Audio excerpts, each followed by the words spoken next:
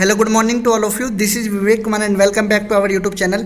इस वीडियो में हम क्लास 12th का चैप्टर नंबर 6 हिस्ट्री के एमसीक्यू क्वेश्चन को डिस्कस करेंगे और ये क्वेश्चंस काफ़ी ज़्यादा इंपॉर्टेंट क्वेश्चंस है फॉर बोर्ड अपकमिंग एग्जामिनेशन। तो इस वीडियो पे बने रहिएगा, काफ़ी ज़्यादा इंपॉर्टेंट वीडियो, काफ़ी लगभग हम 60 एमसीक्यू क्वेश्चंस के ऊपर डिस्कस करेंगे। इससे पिछले वाली वीडियो में मैंने 1, 2, 3 एंड 4 चैप्टर्स के एमसीक्यूज़ ऑलरेडी डिस्कस कर लिए हैं। तो यदि आप लोगों ने अभी तक उन वीडियो को नहीं देखा है तो आपको डिस्क्रिप्शन में लिंक मिल जाएगा, वहाँ से जाके आप उन वीडियो को देख सकते हो। क्लास चैप्टर नंबर 5 की वीडियो नहीं आई है क्योंकि ये इस बार के सिलेबस में, डिलीटेड सिलेबस में, रिवाइज सिलेबस में नहीं है। तो हम बात करते हैं नाउ चैप्टर नंबर 6 की ओर, भक्ति, सूफी एंड परंपराएं। ठीक है, तो चैप्टर का नाम है हमारा भक्ति, सूफी एंड ट्रेडिशंस, इंग्लिश में बोलेंगे इस चैप्टर को। क्लास 12th का हिस्ट्री का चैप्टर नंबर 6 है। MCQ question by Chanakya tutorial. Question number 1 है, पुरी उड़ीसा में 12वीं शताब्दी तक आते आते किस देवता को विष्णु स्वरूप के रूप में प्रस्तुत किया गया। आपको पता है जो पुरी है वो उड़ीसा में है, पुरी जो है हमारा वो उड़ीसा में है। 12वीं शताब्दी तक आते आते किस देवता को विष्णु के रूप में प्रस्तुत किया गया। तो आप लोग को पता होगा कि विष्णु भगवान के रूप में कौन से देवता को प्रस्तुत किया गया। ऑप्शन नंबर ए है शिव, ऑप्शन नंबर बी है Krishna, option number C Jagannath, option number D उपरोक्त सभी। तो सी ऑप्शन करेक्ट हो जाएगा।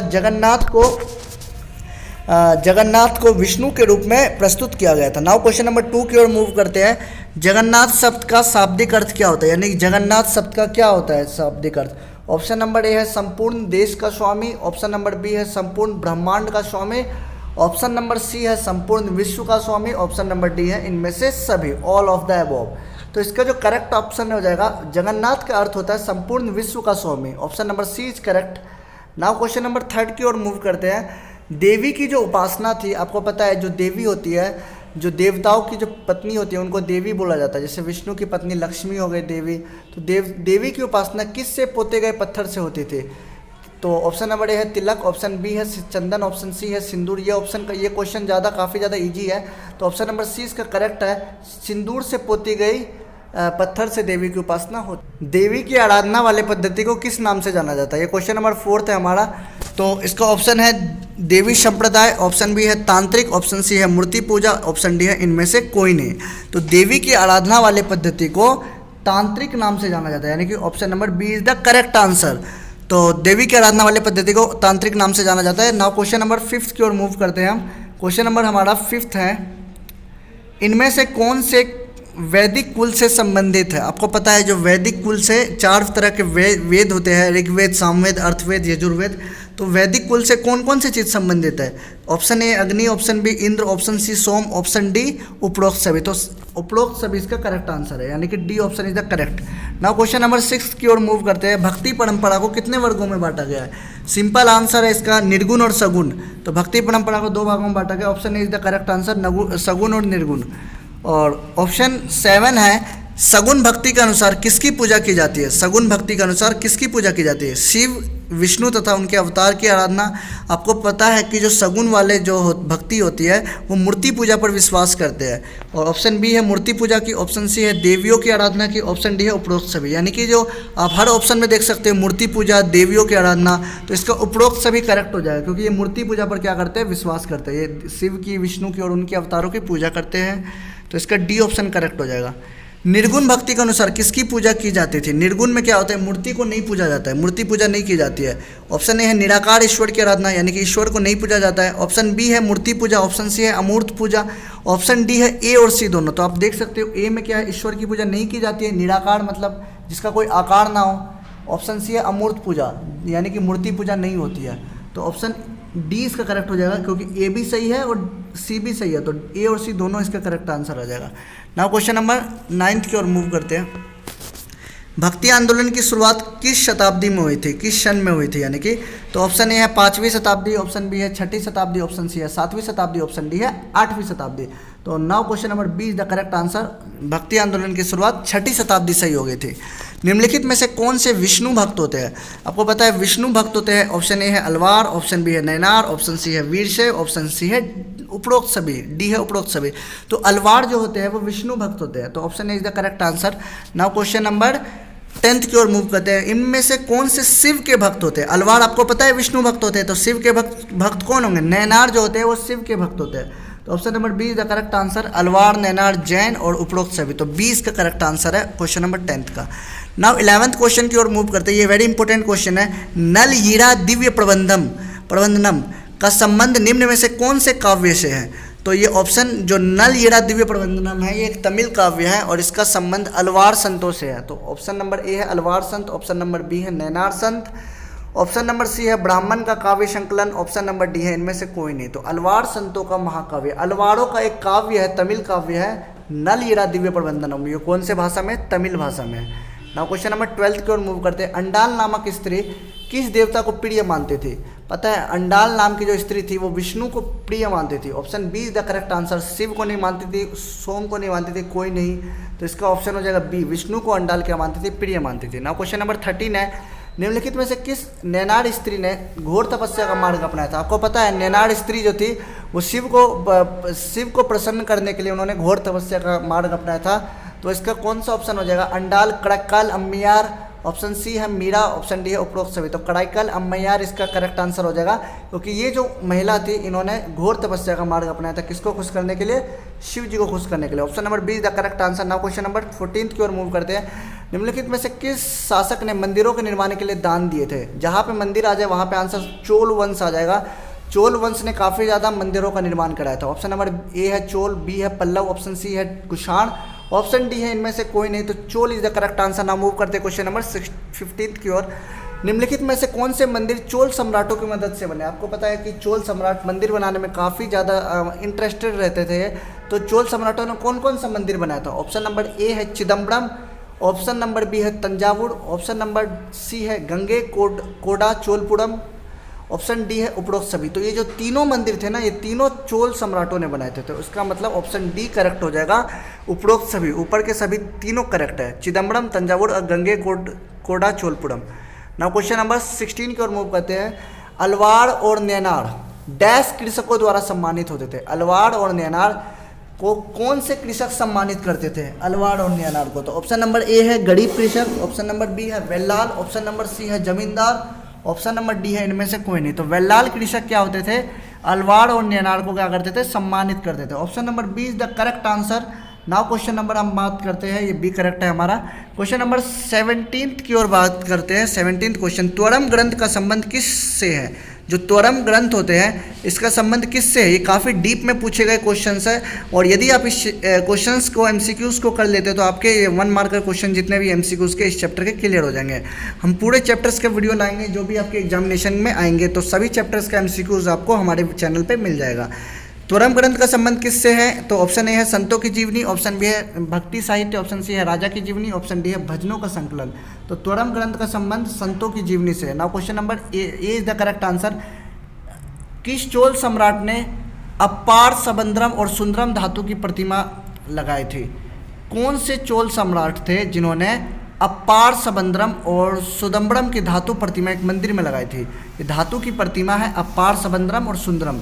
कौन सा चोल सम्राट ने इन दो मूर्तियों की प्रतिमा मंदिर में लगाई थी? उस चोल सम्राट का नाम क्या है? ऑप्शन ए है विजय चोल, ऑप्शन बी है अरिजय चोल, ऑप्शन सी है राजेंद्र चोल, ऑप्शन डी है परांतक प्रथम। तो D is the correct answer. Parantaka प्रथम ने क्या कराई थी? अपार सबंद्रम और सुदम्बरम की धातु प्रतिमा मंदिर में लगाई थी। नाउ क्वेश्चन नंबर 19 की ओर मूव करते हैं।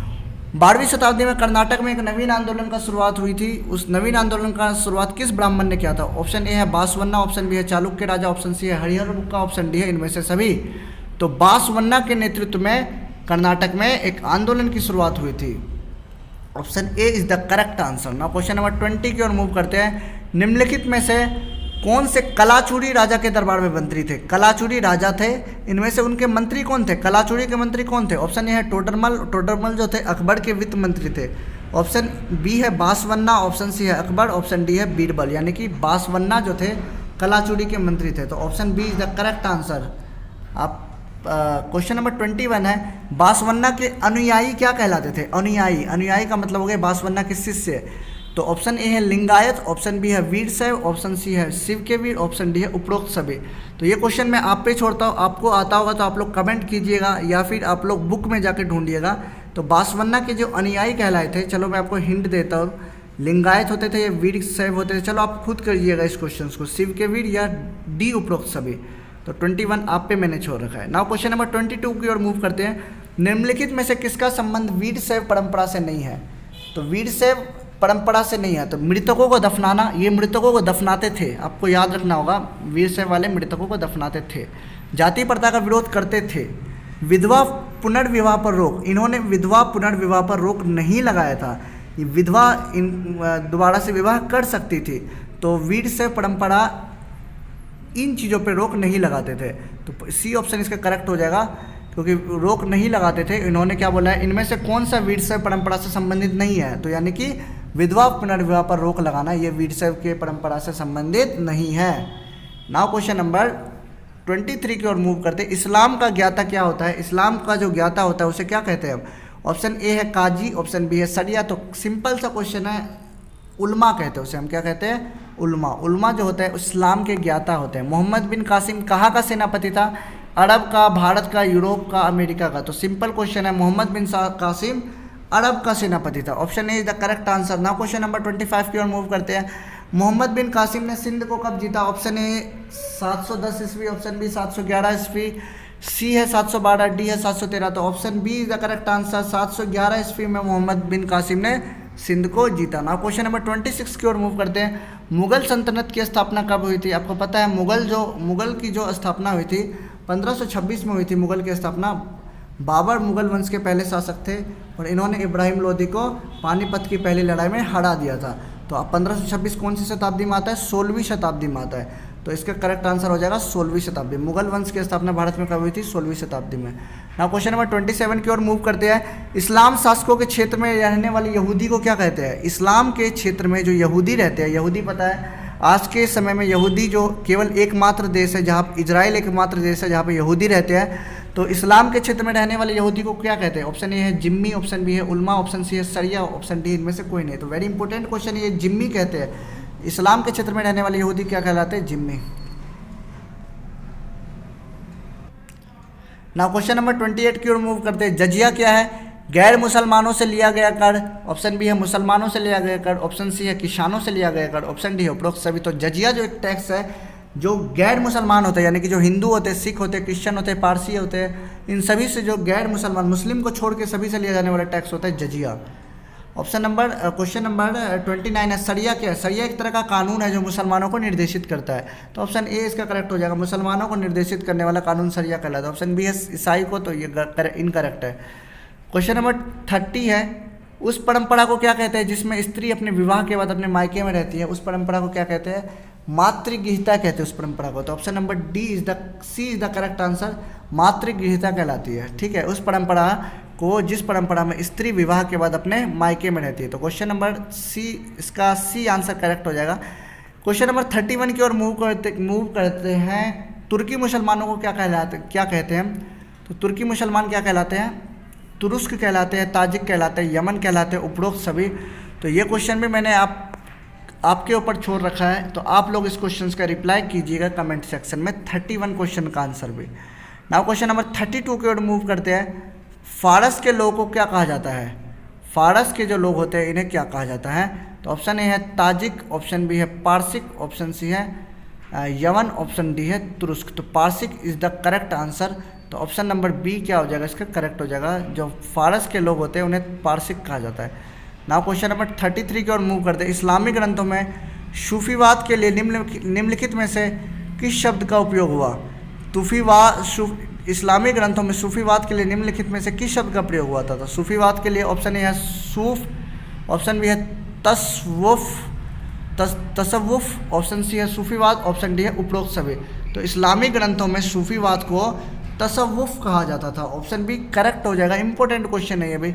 नाउ क्वेश्चन नंबर 34 की ओर मूव करते हैं। कुछ रहस्यवाद लोगों का वैराग्य की ओर झुक जाना क्या कहलाया गया था? ऑप्शन ए है रूढ़िवाद, आपको पता है सूफीवाद कहलाया गया था। जो वैराग्य की ओर झुक गए थे, जिन्हें कोई मोह माया से मतलब दूर थे, तो उन्हें जो लोग वैराग्य की ओर झुक गए थे उन्हें क्या बोला गया था? सूफीवाद बोला गया था। Option number B correct answer है। सूफियों के लिए पैगंबर मोहम्मद का क्या मानना था? पैगंबर मोहम्मद क्या मानते थे सूफियों को? सूफी लोग क्या मानते थे पैगंबर मोहम्मद को? ऑप्शन ए है ईश्वर, ऑप्शन बी है साधारण इंसान, ऑप्शन ए है इंसान कामिल, ऑप्शन डी है इंसान काबिल। तो इंसान कामिल की दर्जा दिया था उन्होंने option see the correct answer, इंसान कामिल बताया था उन्होंने पैगंबर मोहम्मद को। क्वेश्चन नंबर 36 है, सिलसिला शब्द का शाब्दिक अर्थ क्या है? ऑप्शन ए है जंजीर, ऑप्शन बी है शेख, ऑप्शन सी है सूफी, ऑप्शन डी है वंश। तो जंजीर इज द करेक्ट आंसर, सिलसिला का अर्थ है जंजीर। नाउ क्वेश्चन नंबर 37 की ओर मूव करते हैं। अल्लाह के नज़दीक कौन होते हैं? ऑप्शन ए है वली, ऑप्शन बी है शेख, ऑप्शन सी है पीर, ऑप्शन डी है मुर्शीद। अल्लाह के जो नज़दीक होते हैं वली होते हैं, option A is the correct answer.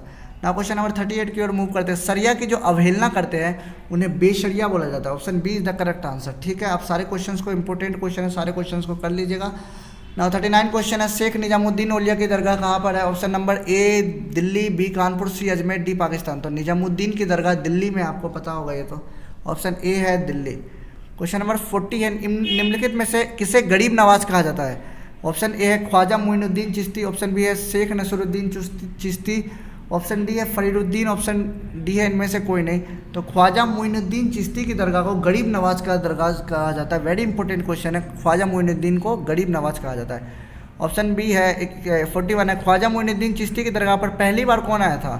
कौन सा सुल्तान आया था? ऑप्शन ए है अकबर, ऑप्शन बी है बीरबल, ऑप्शन सी है मोहम्मद बिन तुगलक, ऑप्शन डी है कोई नहीं। तो मोहम्मद बिन तुगलक ख्वाजा मोइनुद्दीन चिश्ती की दरगाह पर पहली बार आया था। शेख मोइनुद्दीन चिश्ती की दरगाह पर अकबर कितने बार आया था? तो 14 बार अकबर आया था शेख मोइनुद्दीन चिश्ती की दरगाह पर। नाउ क्वेश्चन नंबर 43 की ओर मूव करते हैं। अमीर खुसरो कौन थे? कवि, संगीतज्ञ, चिकित्सक, ए और बी दोनों। तो ये कवि भी थे, बहुत बड़े कवि हैं, और ये संगीतज्ञ भी है, म्यूजिशियन भी है। तो D option is the correct answer, यानी कि ए भी है और बी भी है, डी ऑप्शन हो जाएगा इसका। नाउ क्वेश्चन नंबर 44, अमीर खुसरो किसके अनुयायी थे, किसके शिष्य थे अमीर खुसरो? तो किसके अनुयायी थे? शेख मोइनुद्दीन चिश्ती की, शेख निजामुद्दीन औलिया की, और सी है शेख की, और डी है इनमें से कोई नहीं। तो ये क्वेश्चंस भी आपके लिए आज का होमवर्क है, 44 क्वेश्चंस को भी आपको करना होगा। ठीक है, आप कमेंट में आप इसका रिप्लाई कर सकते हो। नाउ क्वेश्चन नंबर 45, पद्मावत के रचयिता कौन थे? वेरी इंपॉर्टेंट क्वेश्चन है। मोहम्मद मालिक जायसी, ऑप्शन बी है फणीश्वर नाथ, ऑप्शन सी है कबीर, ऑप्शन डी है रैदास। तो फणीश्वर नाथ नहीं होगा इसका, मोहम्मद मालिक जायसी पद्मावत के रचयिता थे। वेरी इंपॉर्टेंट क्वेश्चन है अभी आपका।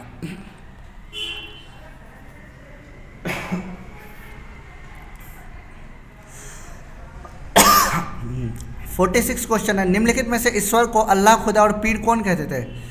हजरत, अल्लाह, खुदा और पीर। तो ऑप्शन ए है कबीर, ऑप्शन बी है गुरु नानक देव, ऑप्शन सी है रैदास, ऑप्शन डी है उपरोक्त सभी।